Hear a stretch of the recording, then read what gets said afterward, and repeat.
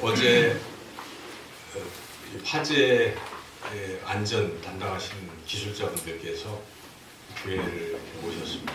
그래서 교회 그동안 이렇게 이 화재 탐지기도 죽어 있었고 또 경보기도 고장나 있었고 그랬던 것 같습니다. 그래서 다 점검을 했는데 그게 죽었기 때문에 어제 오셔가지고 여러 시간에 걸쳐서 그걸 이렇게 살렸습니다. 그래서 우리가 이제 화재가 나면 그런 것들이 울려가지고 그 화재를 이제 알게 되겠죠. 그리고 주방 근처에는 가스로 보통 화재가 많이 일어나니까 그 위에다가 이렇게 둥그란 걸 달아가지고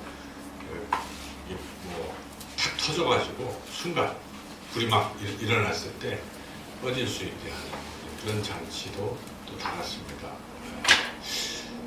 그래서 그런 것들이 이제 다 제 기능을 할 수 있기 때문에 우리가 이제 화재가 나면 안 되겠지만 혹시 만약 나더라도 그런 걸 통해서 우리가 도움을 많이 받을 수 있게 되었습니다. 그래서 참 그분들께 제가 감사합니다 이렇게 참 인사를 드렸습니다. 진짜 감사하더라고요.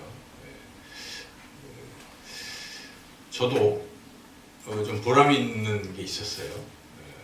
그동안 이제 냉장고를 열면 컴컴했잖아요.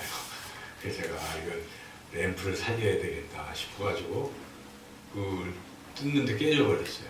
보니까 이게 일체형이라 돌아가지를 않았던 거예요. 그래서 빼가지고 그걸 살살 뒤져보니까 뭐 모델명도 나오고 근데 시중에서는 그거 안 파는 것 같더라고요. 전파사에서도. 그래서 AS 센터에 연락을 해가지고 어제 또 도착이 됐길래 제가 이렇게 딱 교체를 했더니 거의 화내요. 그래서 이게 죽었던 것을 살리니까 이렇게 좋구나 이런 생각을 했습니다. 그래서 뭔가를 죽이는 건 참 나쁜 거지만 살리는 일은 귀하고 보람이 있는 그런 일인 줄 믿습니다. 오늘 이 본문의 이 말씀에서도 아브라함은 조카 롯을 살리는 그런 사람이었다는 것이죠. 그런 말씀을 통해서 우리가 은혜를 받고자 합니다. 살린다 하는 측면에서 세상 사람들을 이렇게 나눠볼 수가 있습니다. 어떤 사람은 타인을 살려내는 사람이 있어요. 근데 어떤 사람은 반대로 타인을 죽이는 사람이 있습니다. 또 중간지대에 있는 사람은 아무런 영향을 끼치지 않고 그냥 혼자 살아가는 것입니다. 남들이야 살던 죽던 나만 살면 된다. 이렇게 세 부류로 나눌 수가 있죠. 여러분들은 첫 번째 분들인 줄 알습니다. 어찌하든지 다른 사람을 살려보려고 그렇게 애쓰며 살아가는 귀한 분들인 줄 저는 믿습니다. 우리가 하는 이 직업을 생각해 보면요, 사실 대부분의 직업은 사람을 살리는 일이고 또 사람들에게 유익을 끼치는 일입니다. 우리가 음식점을 하잖아요. 또 음식을 만드는 재료를 또 이렇게 조달하고 하는 이런 일들을 할 때 그거는 사람을 살리는 일입니다. 그것을 먹고 사람들이 사는 것이니까 살리는 참 귀한 일이죠. 또 여러분 가운데 보험을 한다. 사람을 살리는 것입니다. 보험이라는 게 유사시를 대비하는데 갑작스럽게 어려움에 처했을 때 그 보험 때문에 우리 어떤 권사님도 큰 도움을 받지 않았습니까? 그와 같이 보험도 사람을 살리고 유익하게 하는 일이라 하는 것입니다.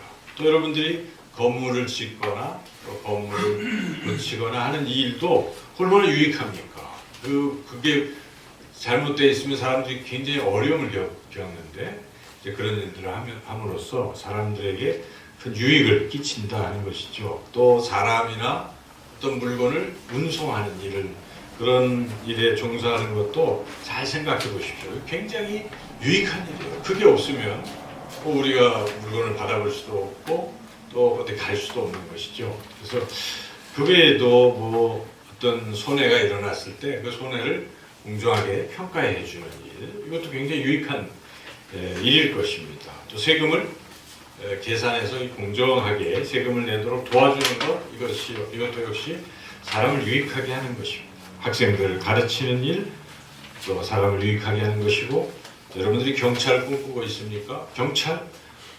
범죄자들로부터 그 피해를 당하는 사람들을 보호하고 살리는 그런 귀한 일을 하는 것이죠. 그래서 직업을 가만히 생각해 보면 이것은 사람을 살리는 일이요, 사람을 유익하게 하는 일이다 하는 것이죠. 물론 어떤 특수한 직업 부분은 사람을 살리는 일을 하지 않고 도리어 사람을 해치거나 또 나쁘게 하는 일도 있어요. 제가 뭐 담배 얘기를 해서 죄송하지만 이미 우리 공익광고에도 담배는 사람을 지금 병들게 합니다 이런 광고 막 나오잖아요. 뭐 그렇습니다. 근데 우리 교회는 그런 담배를 만드는 일에 종사를 안 하시니까 참 다행인데 그런 일은 사실 잘 생각해 봐야 되는 거예요. 그래서 이게 사람을 살리는 일인가 또 해치는 일인가를 우리가 좀 잘 판단해야 되겠죠. 마약이야 물론 직업이라고 할 수도 없는 것이고 그건 아예 그 자체가 범죄니까요. 그래서 저는 우리 젊은이들이 직업을 선택하잖아요. 물론 자기가 잘할 수 있는 일, 또 정말 하고 싶은 일을 해야 돼요. 그렇지만 이게 근본적으로 사람을 살리고 사람에게 유익을 주는 것인지 아닌지 정도는 먼저 판단해야 된다는 거예요. 아니면 아닌 것입니다. 그래서 이게 돈을 아무리 많이 벌어도 이게 사람을 해치는 뭐 범죄 조직, 뭐 그런 어떤 속된 말로 깡패, 뭐 이거 안 되잖아요, 그죠? 이 사람을 해치는 것들이죠. 그렇게 우리가 우리 그 길을 열어갈 때 기준으로 이게 사람을 살리다, 유익을 끼치나 이렇게 판단하는 건 굉장히 중요하다는 것입니다. 그런데 더 중요한 일이 있습니다. 그냥 육신의 이런 부분을 살리고 유익을 주는 일보다 더 중요한 것은 그의 영혼을 살리는 그런 일인 줄로 믿습니다.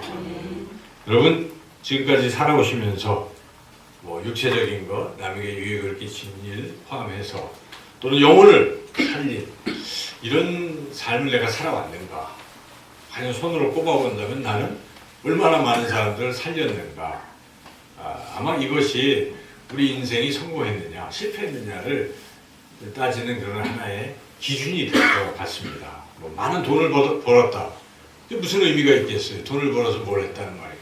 어떤 분은 많은 돈을 벌었는데 그 돈으로 많은 사람들을 살리는 일을 했다. 귀한 일을 한 것이죠. 그러나 자기 자식들에게만 물려주기 위해서 치부하고 수단과 방법을 가리지 않고 자식들을 편하게 하기 위해서 했다? 자식들에게는 유익한 일이 될지는 모르지만 하나님 보시기에는 그리 유익하다 말할 수 있는 그런 일이 아닐 것입니다. 오늘 이 말씀에서 아브라함은 조카 롯을 살렸습니다. 하나님께서 소돔과 고모라를 유황불로 심판을 하셔서 거기 있는 사람이나 뭐 동물이나 전부 다 죽인 이런 심판이 있었던 것이죠. 그런데 딱 한 가정만 살려주셨어요. 하나님께서 바로 롯의 가정이었습니다. 하나님께서 롯의 가정만 살려주신 이유가 있습니다. 오늘 우리가 읽었던 본문가에 나오죠. 29절 말씀을 다시 한번 같이 한번 읽어보겠습니다. 마지막 절 말씀 시작. 하나님이 그 지역에 성을 거하실 때 곧 롯이 거주하는 성을 부실 때에 하나님이 아브라함을 생각하사 롯을 그 엎으시는 중에서 내보내셨더라. 왜 롯은 소돔과 고모라에서 피신을 시키셨습니까? 딱 한 가지. 아브라함을 생각하사. 아브라함이 아니었으면 그냥 같이 죽는 것입니다. 롯은 하나님의 은혜 때문에 그리고 아브라함 때문에 살게 되었다. 아브라함은 롯을 살렸다는 것입니다. 우리도 아브라함같이 누군가를 살리는 그런 사람이 되어야 한다는 것입니다. 어떻게 하면 아브라함처럼 우리가 다른 사람을 살릴 수 있는가? 오늘 본문을 통해서 하나님은 왜 이 아브라함을 때문에 롯을 살려주셨는가? 아브라함이 무엇을 했길래 그렇게 하셨는가 하는 점이죠. 첫째로 아브라함은 항상 우선 롯에게 관심이 있었다는 것입니다. 조카 롯에게 끊임없이 소돔과 고모라로 자기 곁을 떠났지만은 이 삼촌은 아브라함에 대해서 지극한 관심을 가지고 있었어요. 롯에 대해서. 그 관심이 얼마나 큰지는 오늘 본문에 우리가 자세히 살펴보면 그 위에 27절, 28절을 통해서 아브라함의 관심을 우리가 엿볼 수가 있는데요. 같이 한번 27절, 28절 또 읽어보겠습니다. 아브라함이 그 아침에 일찍이 일어나 요 앞에 서 있던 곳에 이르러 소돔과 고모라와 그 온 지역을 향하여 눈을 들어 연기가 온기 가마에 연기같이 치솟음을 보았더라. 아침에 일찍 왜 일어났겠어요? 지금 두 천사가 그리로 가고 또 심판도 있고 이런 걸 아는데 자기는 그래도 뭐 기도하고 지금 롯을 이렇게 살려야 된다는 생각을 가지고 있었던 거죠. 그래서 어떻게 됐는가 궁금한 것입니다.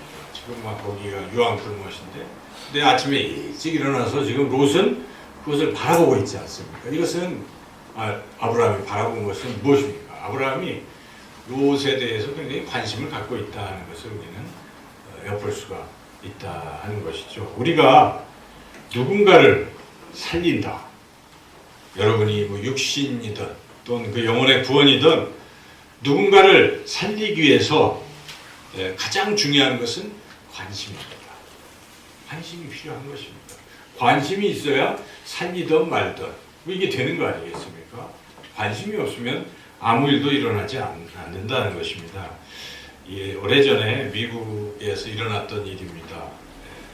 어떤 사람이 바닷가를 거닐다가 로프가 있는데 그냥 로프에 걸려가지고 바닷가에 풍덩 빠졌어요.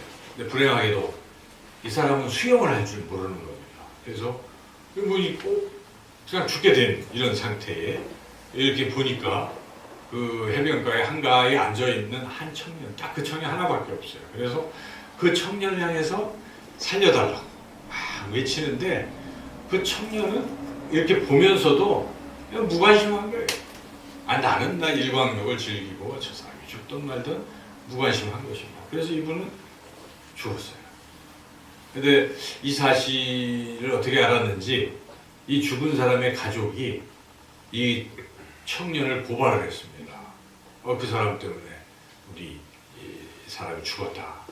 근데 미국에서 법에서 판결을 했는데 어떻게 판결했겠습니까? 그건 죄가 아니다. 뭐 어떻게 하냐? 그래서 무죄가 됐다는 것이죠. 물론 법적으로는 그게 무죄가 될 수도 있을지는 모르지만 그러나 사람이 양심이라는 게 있잖아요. 양심에 비춰보면 이건 큰 죄입니다. 자신의 무관심으로 한 생명이 그렇게 죽도록 내버려 두는 것. 무관심은 죄라는 것이죠. 그래서 사람들은 유명한 노벨상을 수상한 그런 위젤 박사는 이렇게 얘기했습니다. 현대 사회를 황폐하게 하는 최고의 악은 무관심이다. 그렇게 말했습니다. 그래서 어떤 사람은 사랑의 반대는 미움이 아니라 무관심이다. 그렇게 말하기도 합니다. 또 아름다움의 반대는 추함이 아니고 무관심이다. 삶의 반대는 죽음이 아니고 그 삶, 죽음에 대한 무관심이다. 이렇게 이야기를 합니다. C.S. 루이스라는 사람이 있습니다. 이분은 이제 기독교의 여러 책을 쓴 그러한 사람인데 이런 얘기를 했습니다. 우리 시대는 존재에 깊은 질문을 던지지 않고 무관심하다. 오직 어떻게 해야 성공할지 고민할 뿐이다. 그러니까 세상 사람들이 본질적인 문제에 대해서는 관심이 없는 거예요. 내가 죽으면 어떻게 되는가? 뭐 이런 문제에 대해서는 별로 생각하고 싶어 하지 않고 무관심하는데 당장 어떻게 먹고 살 것인지 당장 뭘 어떻게 성공할지 이런 것만 고민하고 있다는 것입니다. 그렇게 살다가 결국은 자기도 모르는 사이에 죽잖아요. 죽음 뒤에 펼쳐질 무한한 인생이 있음에도 불구하고 이러한 본질적인 영혼에 대해서는 아무런 관심이 없다는 것입니다. 영혼, 이런 죽음 이후에 대해서 여러분들은 관심이 있으십니까? 관심이 있으시니까 이 자리에 나오신 것입니다. 그 관심이 없는 사람이 이 자리에 나와도 별로입니다. 당장 먹고 살 것만 생각할 뿐이지 사후세계, 영혼 이런 문제에 대해서는 별로 생각을 하지 않는다 하는 것이죠. 마틴 루터가 설교집에다가 이런 예화를 썼습니다. 이런 내용입니다. 사탄이 부하들에게 인간을 좀 파멸시켜라. 그래서 하나씩 와서 발표해봐라 하고 이제 쭉 얘기를 하는데 한 부하가 와서 내가 이 동물들을 풀어서 기독교인 수백 명을 죽였습니다. 사탄이 별로예요. 또 두 번째 부하가 와서 내가 태풍을 일으켜서 사람들을 아주 산채로 다 몰살시켰습니다. 사탄이 말하는 그래서 어쨌든 말이냐. 세 번째 사람이 와서 이야기합니다. 나는 10년 동안 한 기독교인을 영혼에 대해서 관심이 없도록 자꾸 만들어서 이제 지금 그 사람 우리 편입니다. 이렇게 이야기를 했습니다. 그랬더니 사탄이 막 칭찬하는 겁니다. 앞에 두 사람들은 죽었지만 지옥 가는 게 아니라 다 천국을 간 경우인데 이 마지막 사람은 살아있지만 결국은 영혼에 대한 무관심으로 하나님과 멀어지고 천국에 갈 수 없었기 때문에 사탄의 입장에서 볼 때는 대성공인 것입니다. 지금도 사탄은 있습니다. 사탄이 뭘 바라고 있을까요? 우리를 때로는 막 출세시키고 성공시킬 수도 있어요. 그럴 수도 있어요. 그런데 목적은 그걸 통해서 만약 이 사람이 하나님과 멀어진다면 사탄은 박수를 치는 것입니다. 하나님에 대해서 무관심하고 영혼에 대해서 무관심할 수 있다면 사탄은 성공하는 것입니다. 여러분 우리가 이걸 분명히 알아야 되는 것입니다. 본질이 무엇입니까? 우리 인생의 본질은 영혼, 하나님인 줄로 믿습니다. 그래서 이 무관심, 매일 우리는 사람들과 만나잖아요. 여러분 어제도 또 한 주간도 스치는 사람들이 있어요. 그렇죠? 늘 똑같이 만나는 사람, 같은 공간에서 만날 수도 있고 시장을 가다가 또 거리를 가다가 이렇게 스치는데 아는 사람들이 많이 있을 수가 있어요. 저도 여기가 뭐 많지는 않지만 엘리베이터를 타면 3층에서 타는 젊은이들, 또 5층에서 타는 중년, 또 2층에서 타는 여성분들, 뭐 이 층층이 특징이 있는데 이런 분들을 이렇게 가끔 만나는 거죠. 그래서 저분이 예수님을 믿을까? 이런 관심이 생기잖아요. 그래서 어떻게 하면 말을 걸까? 가끔 많이 조금 늦게 가는 사람한테는 일하시느라고 많이 피곤하십니다. 그러면 씩 보고 이제 웃는 거죠. 그럴 때 이런 관심들이 필요한데 그러나 우리는 또 살면서 그냥 아무런 관심도 없이 매일 저 사람 아는데도 그냥 무관심하게 같은 아파트 내에 사는데도 다소도 서로 알면서도 다들 딴 데를 보고 멀뚱하고 지내는 이 현실인데 그러한 무관심은 우리 그리스도인에게 있어서는 그렇게 좋은 게 아니라는 것이죠. 우리는 관심을 가지고 그 영혼에 대한 관심을 가지고 바라봐야 될 줄로 믿습니다. 그럴 때 그 사람을 살리는 일이 시작이 된다는 것입니다. 두 번째는 관심만 가지고 살릴 수 있는 거 아닙니다. 두 번째는 살리고 싶은 간절한 마음이 있어야 돼요.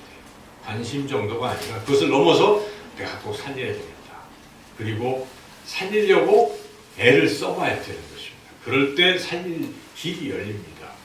오늘 이 본문에는 등장하지 않지만은 아브라함은 이미 14장에서 롯을 살리려고 애를 쓴 일이 있었습니다. 14장에 보면 롯이 소돔과 고모라에 갔는데 그 소돔과 고모라의 또 반대되는 나라들이 있어가지고 그 반대되는 나라 왕이 그달라오멜이라는 사람이 침공을 해가지고 뭐 다 빼앗았어요. 소돔과 고모라 사람들이 재산을 다 빼앗기고 그때 이 롯도 재산 다 빼앗기고 롯은 또 사로잡혀 가는 거예요. 포로로 가면 이제 노예가 되겠죠. 이런 상황의 소식을 아브라함이 들었습니다. 아브라함이 어떻게 했겠습니까? 아이고 자식 벌로 가더니 안 됐다. 나하고 같이 있지 그랬나. 이 정도의 그런 탄식 정도가 아닙니다. 아브라함 목숨 걸고 날쌘 용사 318명을 딱 뽑아가지고 데리고 갔어요. 가서 사로잡힌 롯을 구출해서 데려왔다는 사실. 아브라함이 그런 사람이라는 것입니다. 아브라함 뭔가 위기에 빠진 사람을 어떻게 하든지 살려야 되겠다. 간절한 마음을 가지고 사람들과 함께 살려냈다는 것입니다. 여러분, 영혼을 구원하는 일이 쉽겠습니까? 어렵습니다. 그래서 우리가 정말 살려야 되겠다는 마음부터 가져야 돼요. 여러분들의 자녀가 있습니까? 자녀가 예수님을 안 믿고 하나님 나라 들어갈 수 없는데도 아이고 안 됐다 할 부모가 어디 있겠어요? 여러분 간절한 마음을 가져야 돼요.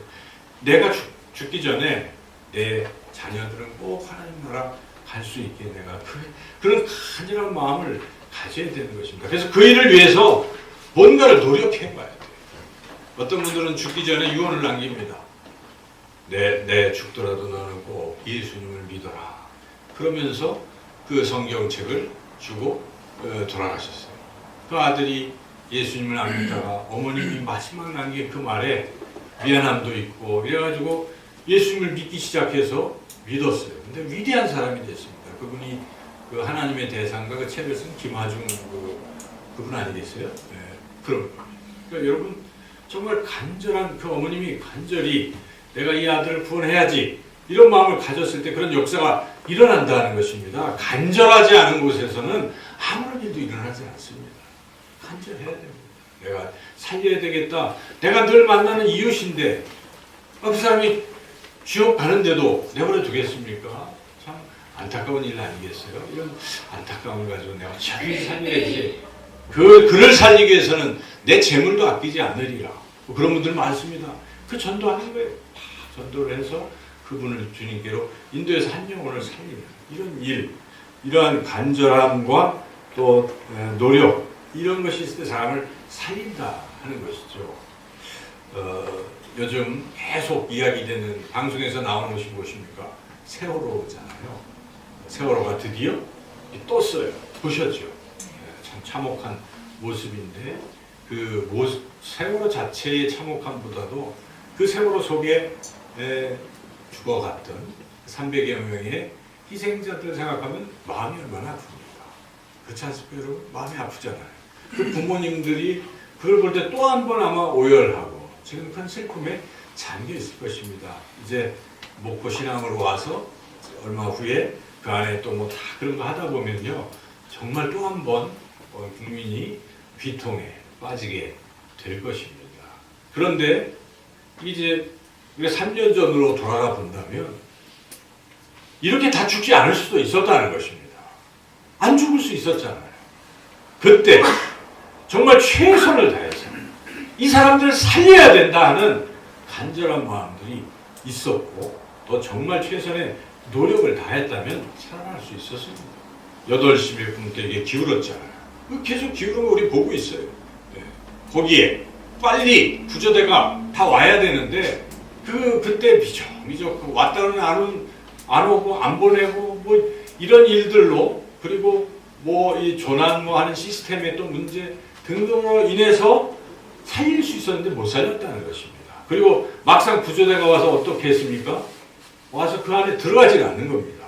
안 들어가고 나오는 사람만 살리는 이런 엉터리 같은 구조가 있었고 가장 결정적인 것은 무엇이었습니까? 그 안에 있던 선장을 비롯한 하나도 안 죽었습니다. 다 나왔지 않습니까? 그때 뭐 했습니까? 방송으로 안전하니까 안내방송으로 그대로 있어라 하고 자기네들 나온 이 사실을 우리가 얼마나 생각하면 절통합니까? 그들이 내가 죽더라도 사람을 살려야 된다. 선장으로서. 그게 원래 법에 나와 있거든요.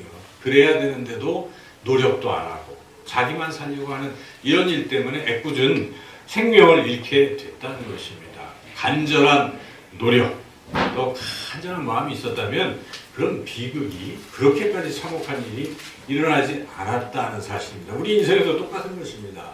어떤 일이 터질 때마다 간절함이 부족하면 그냥 그렇게 되는 거예요. 여러분 인생에서 또 어떤 하나님의 일을 함에 있어도 간절함으로 정말 최선을 다해서 영혼을 살리는 그런 일에 우리가 최선을 다해야 될 줄로 믿습니다. 430 이웃지청잔치 우리가 그런 이제 마음을 가지고 하고 있잖아요. 이 제일 중요한 게 저는 간절함이 있다고 봐요. 진짜 영혼을 살리고 싶은 마음. 그리고 우리가 할 수 있는 최선을 다해보자는 것입니다. 결과는 하나님이 역사하시는 것이지만 우리가 할 수 있는 최선을 다해야 됩니다. 사도 바울도 내가 내 속에서 역사하시는 힘을 따라 내가 최선을 다하였노라 그렇게 고백하지 않습니까? 항상 사람을 살리는 일에 간절함과 최선을 다하시는 저와 여러분이 되시기를 주님의 이름으로 축원합니다. 마지막으로 중요한 것이 있습니다. 그것은 사람을 살리기 위해서는 기도해야 된다는 사실이죠. 오늘 이 19장 앞에 18장에 롯이 아브라함이 무엇을 했습니까? 아브라함은 하나님 앞에 정말 결사적인 기도를 했어요. 소돔과 고모라를 멸하시겠다고 하나님이 천사들과 함께 그런 얘기를 전해주셨을 때 아브라함이 뭐 했습니까? 그래요? 걔네들이 잘못하니까 죽는군요. 이랬습니까? 그때부터 롯은 간절히 기도합니다. 그게 18장에 나옵니다. 하나님, 거기에 의인이 몇 명만 있어도 멸하시겠습니까? 50명? 그랬더니 하나님, 그럼 내가 멸하지 않지. 그걸 끝낸 게 아니에요. 어떻게 했습니까? 45명, 40명, 30명, 20명, 10명까지 그렇게 계속 붙들고 간절히 기도했을 때 하나님이 그 기도를 들으신 거예요. 그래서 롯을 살려주셨다 하는 것입니다. 여러분, 기도는 늘 하나님의 보좌를 움직이는 그러한 것인 줄로 믿습니다. 기도하면 응답하는 것입니다. 기도는 하나님의 마음을 움직입니다. 저는 우리 지성이가 이번에 합격한 것은 지성이 열심히 노력했죠. 그런데 노력하게 하신 분도 하나님이신 줄 믿습니다. 그리고 여러분들이 기도하셨기 때문에 저는 특별히 우리 어머님, 문집사님의 기도 때문에 합격했다고 저는 믿습니다. 저는 그렇게 확신이 와요. 집사님이 물론 힘드시고 바쁘신 가운데 그래도 월요일 한 달에 한 번씩 하는 옛날 월삭기도 그리고 또 토요 가족 기도회에 확 오세요. 오셔서 아들과 함께 기도도 하시고 홀로 기도도 하시고 그런 시간들이 있었어요. 그리고 이제 시험을 앞두고 한 3주간은 그냥 새벽마다 하나님 앞에 간절히 기도하셨어요. 저도 같이 기도하면서 그런 마음이 들었어요. 하나님, 이번에는 꼭 합격시켜 주십시오. 저렇게 기도하는데 하나님, 우리 교회가 하나님은 살아계시고 기도에 응답하시는 분임을 좀 믿게 해주세요. 제가 그렇게 좀 생떼를 쓰면서 기도했어요. 역사해주세요. 정말 기도는 응답받는 것임을 좀 알게 해주세요. 하나님이 그 어머님의 기도를 들으신 줄로 저는 믿습니다. 여러분, 모니카, 지난번에 설교했지만은 모니카가 너무 간절히 기도하니까 그 아들이 그렇게 타락해 있다가 아무것도 아니에요. 그냥 타락해 있었어요. 특별한 것도 없습니다. 그런데 갑자기 회심을 하더니 성자가 됐잖아요. 성자 어거스틴이 됐잖아요. 뭡니까? 딱 하나입니다. 그렇게 된 이유는 하나님 어머님의 기도 때문이라는 것입니다. 성경에도 수로보닉의 여인 이야기 여러분 잘 아실 것입니다. 수로보닉의 여인, 이방 여인이 자기 딸이 귀신이 들렸어요. 그런데 마침 예수님이 거기 지나가시는 거예요. 이 이방 땅을 뛰어가서 이 수로보닉의 여인이 예수님께 자기 딸 고쳐달라고 예수님 시험하십니다. 나는 이방인에게 부름받은 게 아니라 이스라엘 사람들 위해서 부름받았다 이렇게 일부러 그러실 때 이 포기했습니까? 수로보닉의 여인이? 아닙니다. 이 개도 그 부스러기를 먹는데 좀 부스러기라도 주십시오. 부스러기 은혜라도 주십시오 하고 간절히 그렇게 매달리니까 예수님이 내 믿음이 크다. 내 믿음대로 그 시로 딸이 낳았다는 거 아니겠습니까? 여러분, 어머님의 그런 간절한 기도는 하나님이 반드시 들으시고 응답하시는 줄 믿습니다. 여러분, 지금까지 기도하셨습니까? 포기하지 마시고 자녀들의 구원과 자녀들의 인생을 놓고 기도하시길 주님의 이름으로 축원합니다. 사람을 살리려면 어떻게 해야 되겠습니까? 관심을 가지십시오. 그리고 할 수 있는 최대한의 노력, 간절함을 가지고 애를 써보십시오. 그런데 그래도 사람의 힘으로 영원구원을 할 수 있는 것이 아닙니다. 하나님이 역사하셔야 됩니다. 그런 분들은 또한 간절히 기도하셔서 사람을 살리는 저와 여러분 모두가 되시기를 주님의 이름으로 축원합니다.